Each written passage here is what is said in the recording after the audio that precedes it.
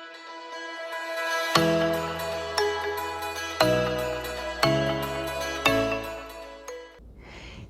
Kalita here. Welcome back to ESL Universe. Today we're going to be tackling the challenging ED ending of words. Changing a regular verb into past tense form is as easy as adding ed to the end. Simple, right? Well, surprise, surprise, there's some rules around pronunciation, and we're going to explore those today. Have you noticed that there are actually 3 different ways that English speakers pronounce that ed ending? It can sound like a T, a D, or an id. For most words in the past tense, the ed ending actually does not add an additional syllable to the word. Check out my video on syllables if you're wondering what that means. What is important to know is that when you are adding the t or d sounds to the end of a word to make it past tense, you are not adding a syllable. Let's start by looking at the ed ending that is pronounced id. There are only a couple of times that adding the ed ending adds the syllable, and it is when we say id, because that involves a vowel sound. The only times that we do this is when the base verb ends with a T or a D sound. If you think about it, this makes a lot of sense.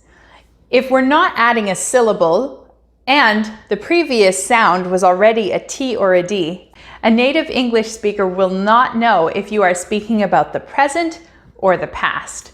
So we have to make that distinction, and we do that by adding the vowel sound as well. Let's look at some examples. Notice that each of these examples ends with a T or a D sound. Melt, melted. End, ended. Plant, planted. Decide, decided. Land, landed. Paint, painted. Sand, sanded. Act, acted. Need, needed. Print,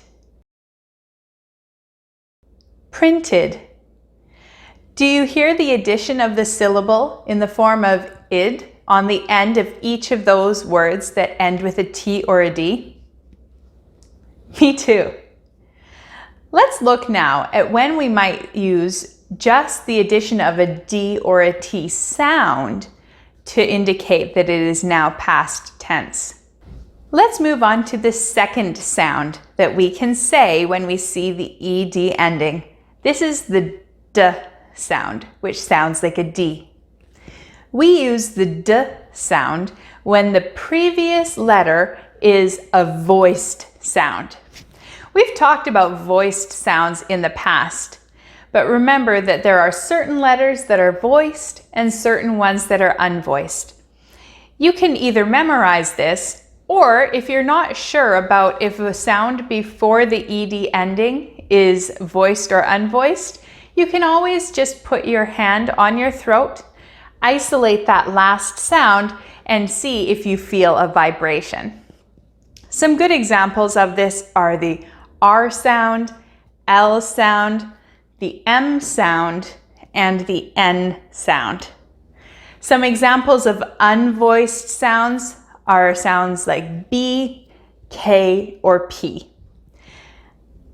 Feel free to look into this a little bit more, as this can help your pronunciation as well. But for now, just pay attention to the fact that any sound that ends the main verb with a voiced sound. That means feeling the vibration. We'll add a d onto the end. Let's go through some examples. Played, loved, served, rained, learned, cleaned, smiled, saved, changed, opened, showed. Do you hear the clear d ending on each of those words? That is how a native English speaker expects to hear those words. If you try to add an additional syllable or a t at the end, they might feel confused about what word you are actually trying to say. Finally, the third sound is a t sound, or sounding like the letter T. Remember that in all three of these sounds, you are still spelling the ending ed. It is simply the pronunciation that changes. As mentioned before, the voiced sound ends with a d. If you have an unvoiced sound as the final consonant sound before the ed ending, we hear the t sound. Let's look at some examples. Worked, cooked, walked, liked, looked, kissed,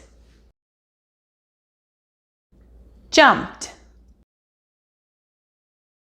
asked, dropped, stopped. Notice that at the end of each of these words, even though it is spelt with an ed, it sounds like you are just adding a t to the end of the previous word. For each of these words, you will not feel that voiced vibration in the final consonant before the ed ending. And that is a good rule to remember when you are trying to guess at the pronunciation of a word that maybe you've never seen before. Have you noticed these patterns before? Can you hear the difference when a native speaker is saying words in the past tense? Try to pay attention the next time you have a conversation in English and see if you can say these words with the proper pronunciation to indicate that they happened in the past. Can you think of any other words that fit into any of these categories? If there's a word that you've had some trouble with in the past, start to make a list and then practice those words every day. Over time, you'll notice that your brain relearns the words correctly, and that's exactly what you want. I hope that you're enjoying these videos and that they're helpful for you as you practice speaking English. Don't forget to subscribe to my channel. I look forward to seeing you next time. Comment in the section below if there's something that you would like to see a video made about. Bye for now.